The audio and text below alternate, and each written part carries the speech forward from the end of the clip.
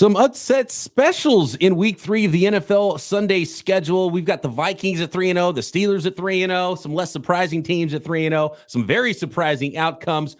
We'll get to all of it on today's Peacock and Williamson. NFL analyst Brian Peacock and former NFL scout Matt Williamson bring you expert NFL analysis every day in less than 30 minutes. Get an inside look at the NFL on the field and in the front office with elite breakdowns to next-level analysis and in-depth information only for the real NFL fans. This is Peacock and Williamson, and it starts now.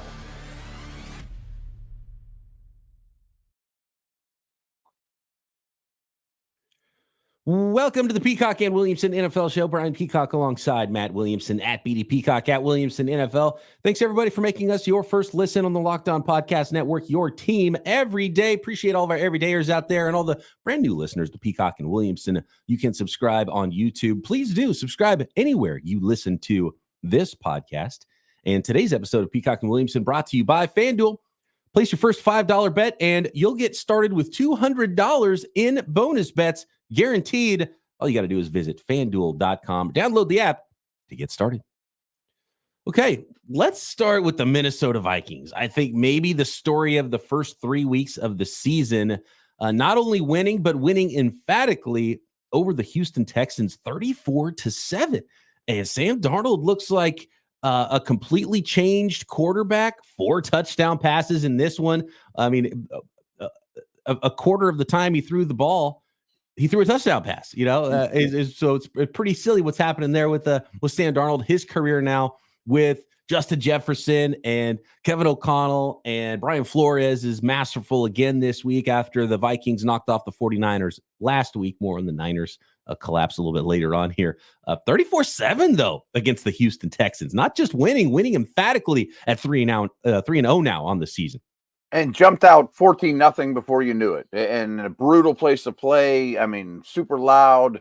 The Vikings are a wonderful story, and it's hard not to get on board. I mean, if we were to do end-of-season award votes right now, I think Sam Darnold would get MVP votes. I think the Vikings defense could get votes for best defense in the league. And it's such a well-coached team on both sides of the ball.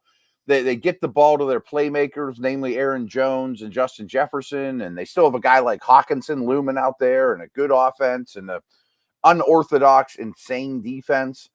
But I also think we need to recognize that this just wasn't the Texans' best day either. I mean, there were a lot of penalties, sacks, 2 interceptions by Stroud. There was some sloppiness on their part, and they had no running game whatsoever. That's kind of been one of the things that I didn't like about the Texans, breakout last year was where the running game, the balance on offense, and maybe they're going to end up leaning too much on their young star quarterback. And obviously in this one they had Cam Akers going with the Mixon injury as well, so that's even worse. And then you're down, so it's hard to run the ball when you're down 14 after the first quarter. So then you get really extra one-dimensional, which they kind of feel like a one-dimensional team, even though they ran the ball a little bit better this year with Mixon to start the year after his injury. And so I think that's sort of one of, when you get one-dimensional in the NFL, it just makes everything that much more difficult. And a team that's playing with such confidence on the other side in the Minnesota Vikings right now, and then you have Brian Flores who can kind of figure out ways to attack you when he knows you're going to drop back and try to throw the ball. 100%. And again, very unorthodox. I mean, Jonathan Greenard against his old team had 3 sacks, and Stroud never looked comfortable. Running game never had any semblance. But I'm not particularly worried about the Texans, but I am very impressed with the Vikings. I mean, you beat the Niners and the Texans 2 weeks in a row. You're doing something right. Well, maybe beating the Niners wasn't that big of a deal because the 49ers lost again, Matt. Talk about surprising results. The 49ers were on the other side of this to start. They were up 14-0, ran down the field on the Rams. They didn't look like they belonged on the same field. I keep coming back to this, and that's why I called it the 49ers collapse at the beginning of the show. They absolutely blew this game. You're winning 14-0. The other team can't do anything on offense or defense. Matthew Stafford completed his first pass with 7.5 minutes left in the second quarter. Halfway through the second quarter, a third of the game is over. You haven't completed a pass yet. How does that team beat you? You needed a big big play in the return game. You needed a fake punt to go right. All of a sudden, the 49ers couldn't get a first down late in the game. They kept giving the ball back, a missed field goal. Like, it kind of just was one of everything. Specifically, though, the 49ers lost special teams, and then they couldn't stop the run suddenly in the second half either. So I think there's some early season. And look, the 49ers were really blessed to have 2 future head coaches in a row at defensive coordinator. Then they went one and done with Steve Wilkes last year, and then first time defensive coordinator in-house with Nick Sorensen. I think there's some growing pains potentially there on that side of the ball with that too. But the way the Vikings jumped out against the Texans, that's how you roll away from a team. And the 49ers, it was the same thing for them. And they were playing a team that is completely banged up in the Rams, and they looked like they didn't belong on the same field. It's unfathomable that if you ask me in the second quarter, that the 49ers could even possibly lose that game. Yeah. And again, you were on top of it more than me, but I'm mad at myself that I thought McVay and Stafford could get blown out by a team that they know as well as the Niners. You know, I mean, there's been so many games between these two that they're probably always going to be close in a Steelers-Ravens like fashion, where it doesn't matter where both teams are at. And I'm sure a lot of people are blaming the Niners' offensive skill injuries, but hey, you get 3 touchdowns and 175 yards out of Jennings. I mean, I don't want to hear that you're lacking talent or playmakers. I don't think that's it at all. The loss had nothing to do with losing McCaffrey, Hill, and Debo. Nothing to do with that at all. Brock Purdy was awesome in this game. He played well, right? Yeah. Threw 8 incompletions, 6 of them were drops. Are we concerned from a Niners perspective that the defense is going to be a tier below where it's been? Yes. Okay. And what about O-line stuff? I know Trent Williams was in and out, but I mean, that was a short little break, I think. Yeah, I do think there's some. So on top of the injuries, and I think that's why it was just a Juwan Jennings breakout and not a Brandon Ayuk breakout in this game. Ayuk still doesn't quite look like he has his midseason legs under him because he missed all of camp. Trent Williams missed all of camp. Trent Williams had cramps, had to get an IV at halftime. And so I think those holdouts are absolutely affecting those players specifically. And then now you have the injuries on top of it. And the 49ers offensive line, isn't full of future Hall of Famers. There's one future Hall of Famer, and if he's having some problems, I think the rest of the line plays down a little bit. And you saw McKivitz get beat pretty easily on a rep. And but again, they're one more D lineman away than they usually are. Like Eric Armstead, or they've got good, they've got a professional defensive line, Bosa, Hargrave. By the way, the return on his free agent investment hasn't quite been there for the 49ers. He was flashed early, had a couple of really good reps, and then late, there was just huge holes in the middle of the defensive line. He's not nearly as good against a run as you would think. Yeah, as a former nose tackle, you're like, okay, right. Cool. And it's so he's upfield all the time. Yeah, and that's a problem. That is a little bit of a problem for the 49ers. And then, showing some weaknesses in the secondary on top of it. And I think those things go hand in hand too when your defensive line isn't getting pressure, and that's going to put more pressure on your defense. But got to give Rams credit. Well coached, didn't go away, run the ball when he needed to. Well coached. And that's kind of a storyline here for the 49ers. It feels like they got beat up front and got out coached 2 weeks in a row. That can't keep happening for the 49ers, who, with tiebreakers, currently last in the NFC West, by the way. Oh, wow. I wouldn't have guessed that. Who's first in the NFC West? Because there's 3, 1, and 2 teams, and you could have buried the Rams if they lost this game. And the Rams should have lost this game. At 0-3, it's 4 teams since 1982 or whatever that have made the playoffs starting 0-3. I can't remember what the stat is. And so the Rams avoid that. They're at 1-2. The Seahawks, though, with a commanding lead in the NFC West. Let's get to some of the other 3-0 starts around the league, including your Steelers, those Seattle Seahawks, and some very surprising. The Rams wasn't the only upset on the Week 3 Sunday schedule. We'll get into all of that next.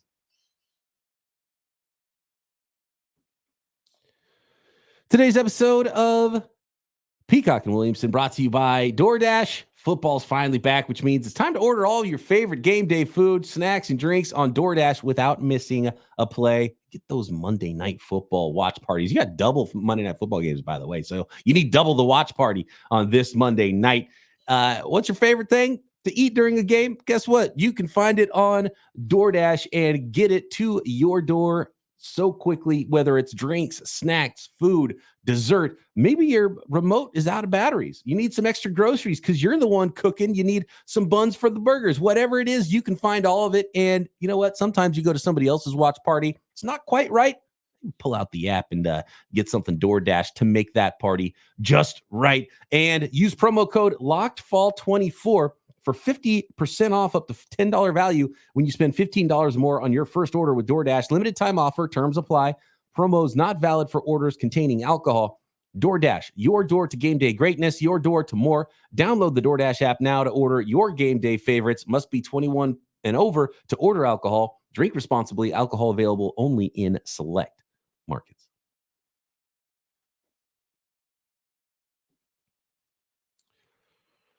Pittsburgh Steelers just keep doing their thing, and another win, which means the Steelers have a similarly commanding lead in the AFC North as the Seahawks do in the NFC West. And it was not quite as low scoring as we even thought. It wasn't a baseball score, but it was still pretty low scoring, and the under did hit. 20-10 was the final. Steelers over the Chargers, and this was a fun game, and this was a game that I think you could have somewhat predicted the outcome one way or the other, and it was the Steelers that keep winning, man. Yeah, and amazingly, I mean, the Ravens have one win, Browns have one win. If the Bengals win tonight, that'll get them to one win, and the Steelers are sitting there 3-0 in what we thought was the toughest division in the league. So things have gone very well for them, and some things helped quite a bit. I mean, like if you had to pick the 4 Chargers you didn't want to lose in this game, Bosa, Slater, Alt, and Herbert would be pretty high on the list. Yeah. You know, that's not great. That is not great. Not great. And I didn't think Herbert would play to begin with, but he was really good while he was out there. Yeah, banged up to start, and then you get. What'd you think about that TJ Watt versus Alt battle? By the way, they really went out of their way to help Alt, and then there was Watt got a sack when they left him alone. You know, like. But Alt's really impressive. He lasted most of the game. Bosa went out early. Herbert lasted most of the game. The first half was very competitive, back and forth, defense as you'd expect, not a lot of chances. And then what the Steelers did to him in the second half was a total crush. I mean, I'm trying to pull it up here real quick, but the yardage discrepancy in the second half was Steelers put up 234 yards in the second half. The Chargers put up -5. It's tough to win a football game. Yeah, it's a pretty big discrepancy. And Fields played well. I mean, like now it's time to talk about his Fields, the guy. Fields is there was more there, as a lot of people expected. Yep. There was so many bad years with the Bears. Like, gosh, I guess he's never gonna get it. I saw a clip, and I don't know when this was. It was gosh, I can't even remember the name of the podcast now. It's the podcast with Ryan Clark and Crowder and Fred Taylor. I don't listen to that one, but I'm familiar with it. Yeah. And Clark's a former Steeler. He still has connections. Right. And Tomlin was the guest, and he was talking about how I don't want to hear excuses about why a player can't figure it out, why a player can't get it done. That's an excuse on you as a coach. I don't back down from coaching. And I was like, it was kind of put out there as a straight up look, this is the perfect guy for Justin Fields to go to and be coached by. Yeah. And we're seeing development from Justin Fields. He was 245 yards passing, a touchdown. Obviously, we know what he can do with his legs, and he's always dangerous there. Calvin Austin making some plays with his speed, and the play that stands out to me is Justin Fields in timing, in rhythm, seeing the ball, getting out of his hand in the middle of the field. To Calvin Austin, that was the missing piece to Justin Fields as a quarterback, is seeing the middle of the field, getting the ball out with timing, and he was doing it in this game. Yep. So since he's been here, the mistakes have dropped dramatically, sacks, turnovers, and that's a big thing. I mean, they didn't let Pickett get in harm's way either. But what's really encouraging, especially from this game, is, as you mentioned, winning from the pocket, anticipation, throwing on time. His time to throw is almost like a second less than it was in Chicago. It's not crazy, hold the ball, pat it, and he's thrown over the middle. I mean, we'll see if it keeps up, but it was a very encouraging day for him. And this wasn't a game where his legs needed to be utilized. That wasn't the thing, right? He didn't scramble hardly at all. Yeah.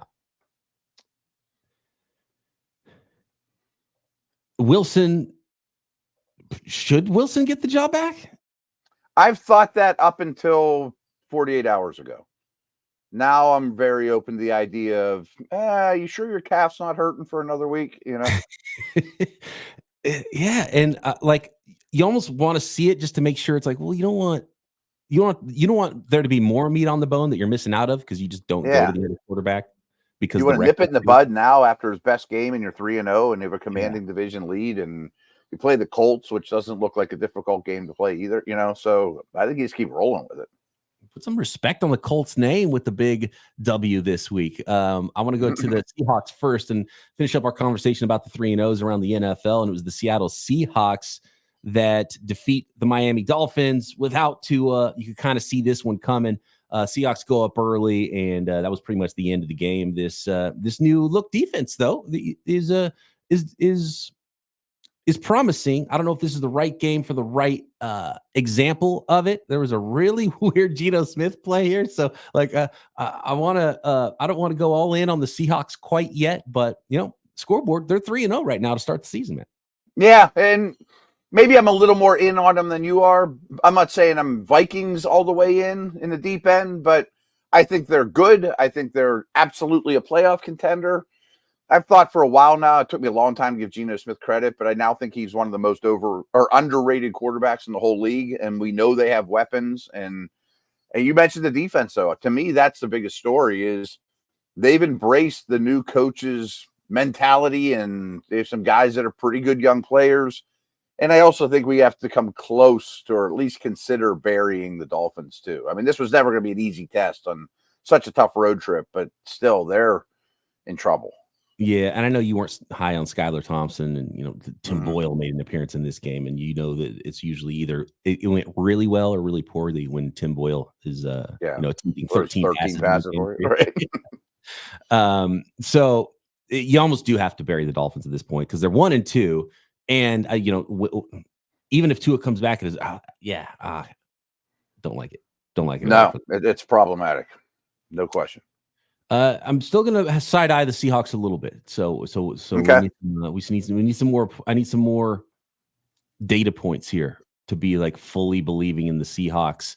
I'm not a non-believer in the Seahawks though, and I was never a non-believer in the Seahawks. In fact, I thought the Seahawks were. I picked the Seahawks to finish ahead of the Rams to start the season. I don't think a lot of people did.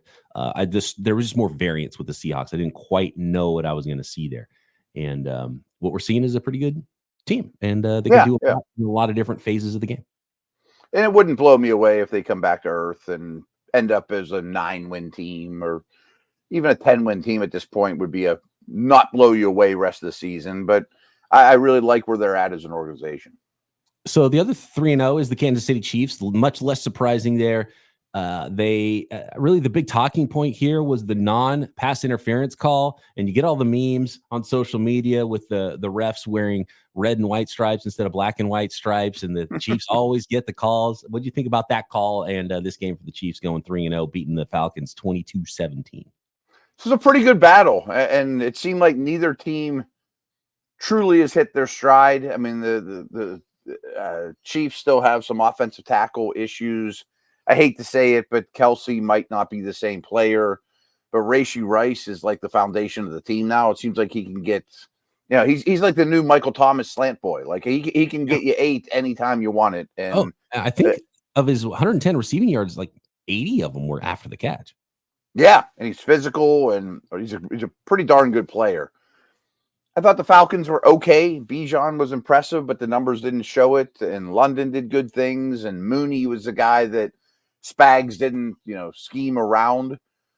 But I kind of thought this is what we'd think. I mean, I took the Chiefs to win -3 and didn't feel strong about it. And, that's kind of how it went.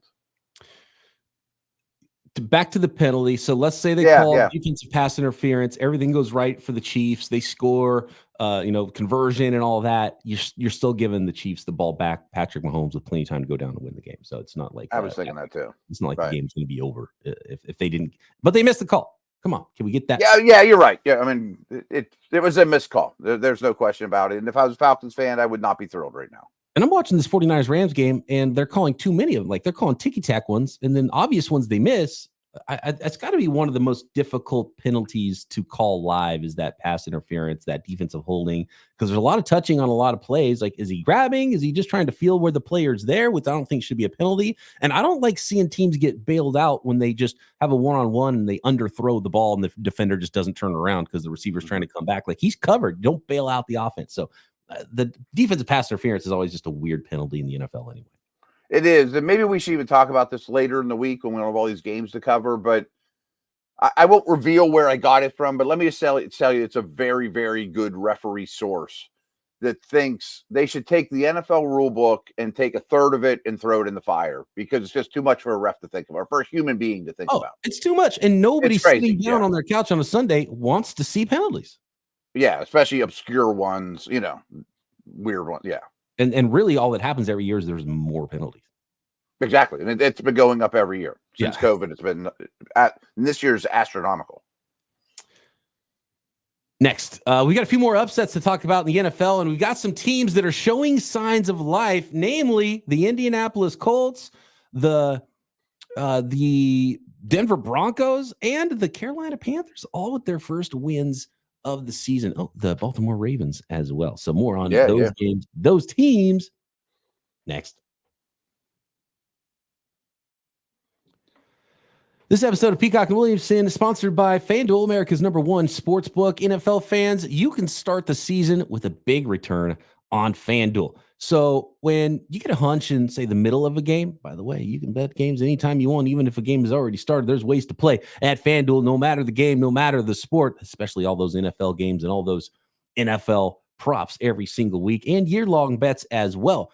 But you can check out the latest stats, view live play-by-play, and so much more on the same page where you place your bets at FanDuel and on the FanDuel app. And you'll get started with $200 in bonus bets right now, guaranteed when you place your first $5 bet at FanDuel. So all you got to do is download the FanDuel app, go to FanDuel.com, get those $200 extra dollars to play with, and all you have to do is, whether you win or lose, place that first $5 bet. That's FanDuel.com.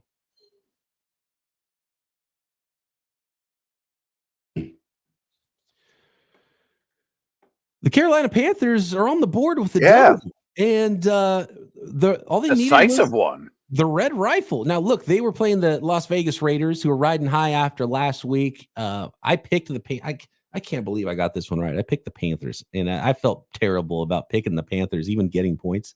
But on the road at the Las Vegas Raiders, and it happened for Andy Dalton, who threw for 319 yards and 3 touchdowns, which is pretty damning for young Bryce Young at quarterback. That switchback is not going to happen anytime soon, Matt, after this performance. 36-22 Panthers thumped the Raiders.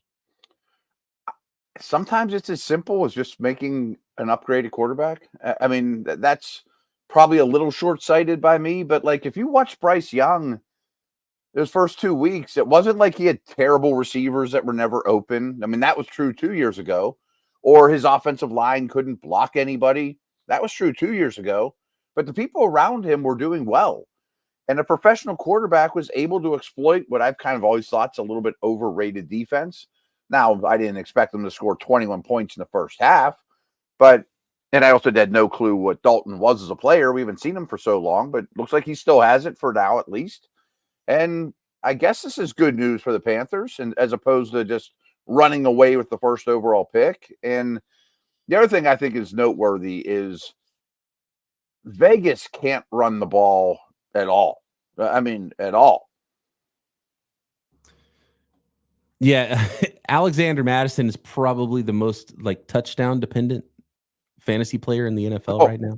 And a lot of people jumping in after week 1 to put him on their fantasy rosters. It's just like, don't like that. I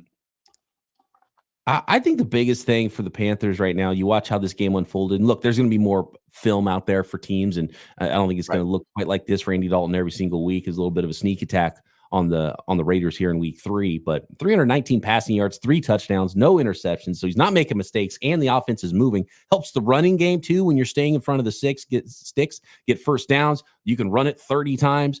Chuba Hubbard now 21 carries for 114 yards. Now he's having a running game. Deontay Johnson all of a sudden 122 yards and a touchdown. You go back to the other quarterback, you're going to have a mutiny because these other players are now playing better as well because the quarterback plays better. That's a big thing we said when the benching occurred, and we had the next podcast on Wednesday or Tuesday or whatever it was it was almost impossible to evaluate the other 10 on the field. And now you can, well, it's not as bad as I thought. And then maybe we'll add Jonathan Brooks to the mix in a month or something. Like, oh, maybe this is a slightly below average offense, not the 32nd by a mile offense. I wonder when the last time the Panthers had a winning streak was. Maybe they can get that going for them in week number 4. They improved to 1-2. Raiders fall to 1-2. Denver Broncos getting their first win of the season, 26-7 over the Tampa Bay Buccaneers. And this was definitely an upset special on the road. And Bo Nix showing off his legs in this one. Didn't make a ton of huge mistakes to thwart that Broncos offense. I don't even know what the takeaways here are with this Broncos 26-7 win over the Tampa Bay Buccaneers. I didn't see this coming. Don't get me wrong, but I feel like maybe we underestimated Denver slightly. I did a lot of homework on them because the Steelers just played them, and I thought, boy, their defensive front is pretty darn good, and nobody knows who Zach Allen and Nick Benito are and some of these dudes, but they're pretty good players, and they whipped the Bucs offensive line. I mean, Wirfs held his own, of course, but Mayfield was sacked 7 times. The amount of pressure these two quarterbacks were under were night and day. And sort of along that Charger line that we were talking about, they didn't have Cansey, they didn't have Vea, they didn't have Winfield. Like, some of their real key components were not available for this game. I love this so that way I can bet against the Broncos next week because it's a good move too. Weird blip, I think, because I'm watching this game like they can't really run the ball at all. McLaughlin only Nick. Yeah, exactly. And that was a huge factor in this game. He carried it 9 times. He had the touchdown run as well. Tyler Beatty actually had some success because he had a 43-yarder. But aside from that, they're like 2 yards a carry.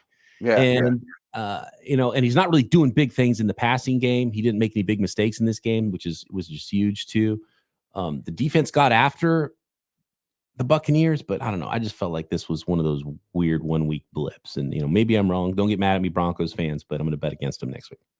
And maybe a storyline we could talk about Tuesday, Wednesday is, and we'll see how Washington plays tonight, but are these rookie starting quarterbacks slowly taking steps? Like Caleb Williams threw the ball really well. Nix didn't look like he was totally in over his head. Well, Daniels looked decent tonight. We expect them to get better. New York Giants get their first win of the season, 21-15 at the Cleveland Browns. Should we bury the Browns right now at 1-2 now, Matt? I was about to compare them to the Dolphin conversation. I mean, a lot of quarterback stuff, but for obviously different reasons.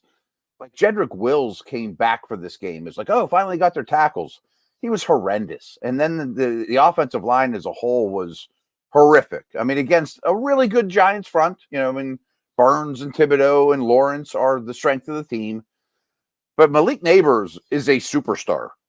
I mean, he's an unstoppable force right now, and they should feed him the ball over and over and over. And Daniel Jones isn't playing bad.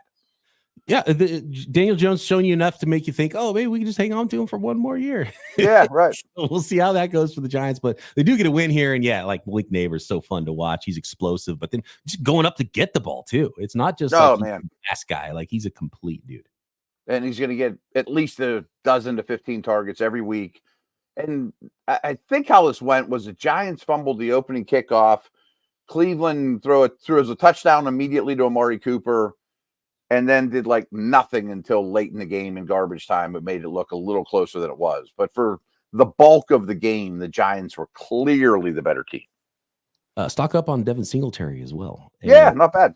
Stock down on the Browns. Don't love what's going on there. Really don't love what's going on with the Tennessee Titans. They're 0-3 now, and a revenge game for Malik Willis coming back to beat his old team, running all over the place, making plays with his arm as well. And the Packers are now 2-0 after Jordan Love went down with Malik Willis at quarterback, and we might be getting Jordan Love back next week. But maybe like the Steelers, maybe you just sit him one more week because things are going so well with Malik Willis, Matt. Run the ball like crazy. I mean, his legs are a real weapon. The LaFleur is a really, really good coach. I mean, what he's doing now is really impressive. And they're doing a really good job of not beating themselves. And sometimes the box scores tell you all you need to know. Like, I just pulled up Tennessee's offensive box scores. 33 yards rushing, 8 sacks taken, 2 interceptions thrown. Like, you're not going to beat a team that runs well, that ran for 188 yards against you ever with that stat line. Nope. I think it's as simple as that there. 30-14 win for the Packers over the Titans. The Colts get their first win and defeat Caleb Williams and the Chicago Bears 21-16. Bears and Colts now both 1-2 on the season.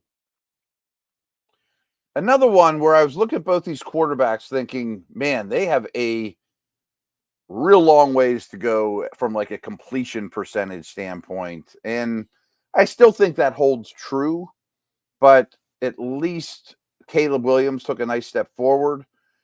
What was key here, though, is I think the Colts and the coaching staff realized we need to take some things away from Richardson and put them on Jonathan Taylor. You're like, we have Quentin Nelson and a really good line, and this is one of the best ball carriers in the league. I mean, he's a Nick Chubb-like ball carrier to me, and I think he makes some of the problems go away.